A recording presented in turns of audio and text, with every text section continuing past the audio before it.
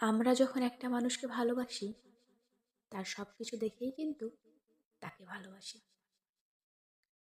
সেখানে অপর পক্ষের ভালো মন্দ অভ্যাস, তার রুচিবোধ, পছন্দ অপছন্দ সব কিছুই থাকে।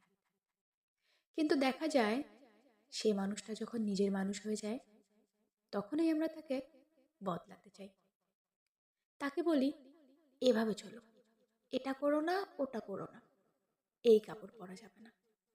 বলা যেতে পারে তার সব কিছুকে আমাদের নিয়ন্ত্রণে আনতে চাই, তাকে আমাদের সাজে সাজাতে চাই।